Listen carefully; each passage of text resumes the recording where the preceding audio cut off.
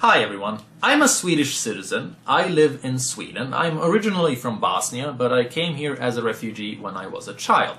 So I can speak Swedish, and I can read the news, and I can read statistics, and research, and articles, and I can keep updated on what happens in Sweden. And so yesterday, Donald Trump said something about Sweden. We've got to keep our country safe. You look at what's happening in Germany. You look at what's happening last night in Sweden. Sweden. Who would believe this? Sweden. They took in large numbers. They're having problems like they never thought possible.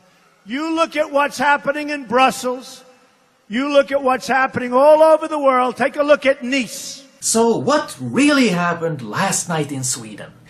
Nothing much. We have the whole Melody Festival thing, which is kind of a disaster. I mean, for your ears, it's really bad music, but it's not really a political disaster. So nothing special happened last night in Sweden. However, for the past year or so, we've basically been importing rape. Donald Trump is not wrong about Sweden. This huge influx of migrants has been causing quite some problems. Sex crimes have increased severely. Bathhouses and music festivals, I mean, the reports for sex crimes on those have gone up by a lot. And in 80% of sex crime cases pertaining to bathhouses, this is the official police report, 80% of the perpetrators were newly arrived migrants. I mean, we're talking about grown migrants being put in the same schools as 13-year-old girls. The results are always the same. There's molestations, there's rape attempts, there's sexual harassment. It's crazy. What's happening in Sweden is nothing short of crazy. The psych ward has been shitty for years, but it's even worse now. If you call them and ask for a shrink, you have to wait 6 months.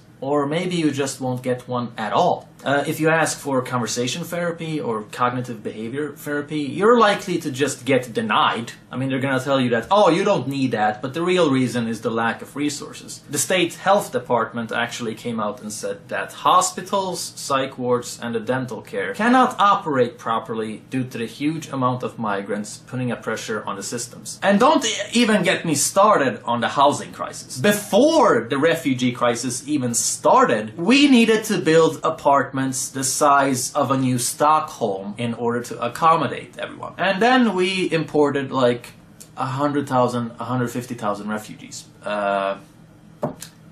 Hasn't gotten better since then. I mean, the new norm nowadays is that if you're a student, you're gonna live with your parents for many years. You're not gonna have your own place. The waiting list in Stockholm is 20 years. The prices for housing is going up. I mean, I could just list shit after shit. I shouldn't have to. I live here. I can read Swedish. You can watch my videos and find out for yourself. They all have sources in the video description. The reason I make videos about my country is to improve my country, because unless we highlight the negatives, we can't change the negatives. Nothing is gonna get better if we just ignore problems and act like everything is fine. That's a recipe for disaster. And here's the thing. I'm not against immigration. I'm against the insanely irresponsible way that immigration has been done, both by the left and the right. If we keep up this irresponsible shit, nobody is gonna have any confidence whatsoever in immigration as an idea. Eventually. I don't see how this benefits immigration as a concept or immigrants as people. And don't give me that shit about Islamophobia, okay? I have a Muslim background. I don't have a problem with reasonable Muslims. I have a problem with shitty immigration policy. I have a problem with irresponsible politics and bad decisions by politicians. That's my problem. And now we're seeing these big media headlines about how Sweden has no clue what Trump is talking about, so he must just be a big old dummy. That's bullshit. Sweden knows exactly what Trump is talking about. If they were to see his whole speech in its full context, they could probably figure out what he's referring to. Forget last night in Sweden. What about the last couple of years in Sweden? Or the last decade in Sweden? And it's so annoying to see the media start picking at this immediately. The guy clarified that he's referring to this report that aired on Fox News. I understand that people have a negative image of Fox News. I do as well. But in this particular case, they're not lying. There is a huge problem with crime and rapes and sex attacks, sexual assaults, molestations related to migrants. This is the annoying thing about modern politics. I am forced to constantly defend people I don't even agree with politically just because everyone else is smearing them to pieces. Okay, there is no fair trial here, so to speak. The only ones who have no clue what Trump is talking about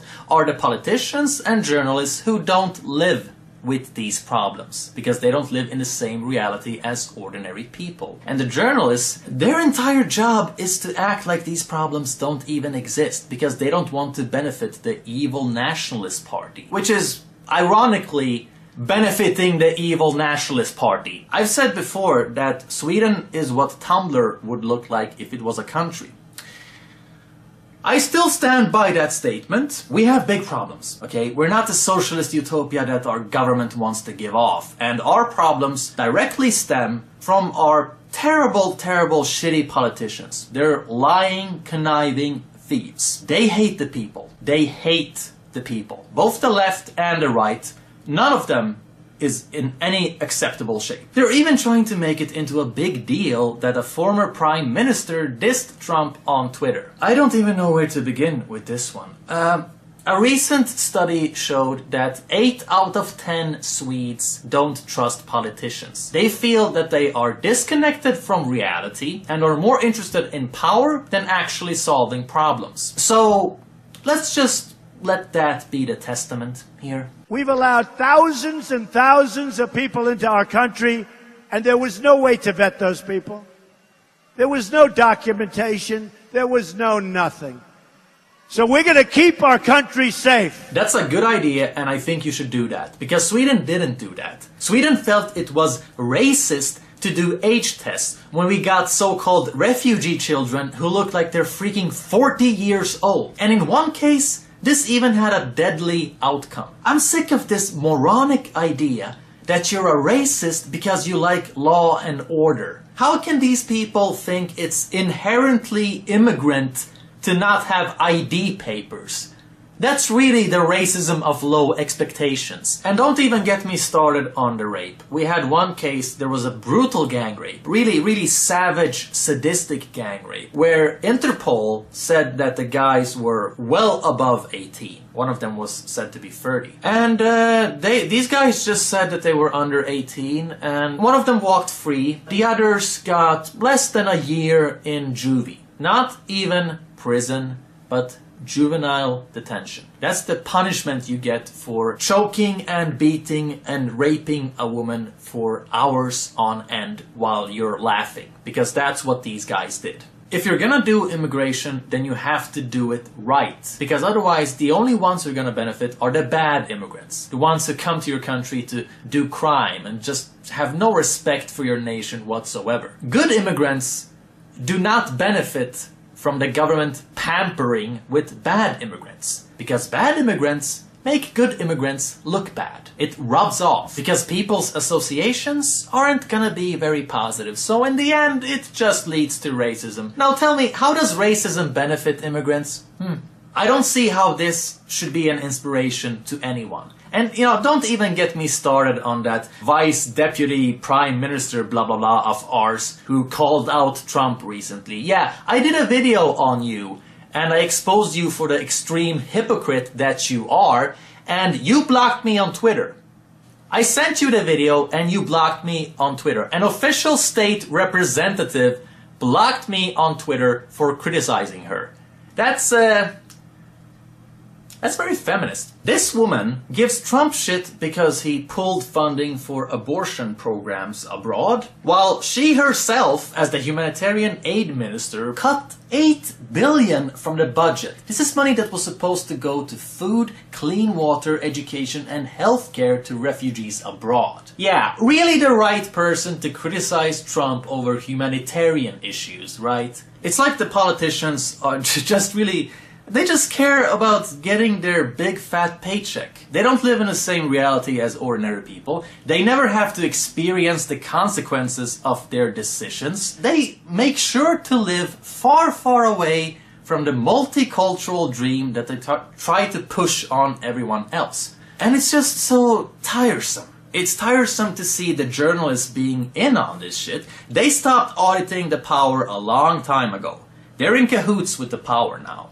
And they don't live in the same reality as ordinary people either. I mean, it's so crazy to see all of these people talking about diversity and then making sure to escape diversity. It's just amazing to me that the Swedish media is more concerned about the image of Sweden abroad than the reality of Sweden. They're more concerned about their freaking image than women being raped and dissipating welfare. Well, it deserves to be negative.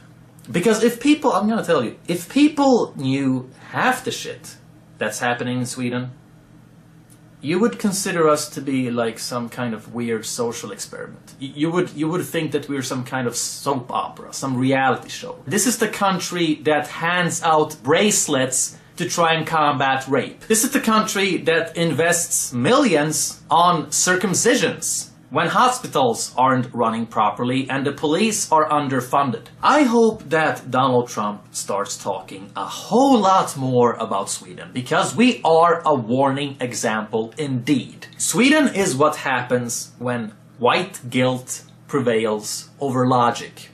Sweden is what happens when you make political correctness the state religion.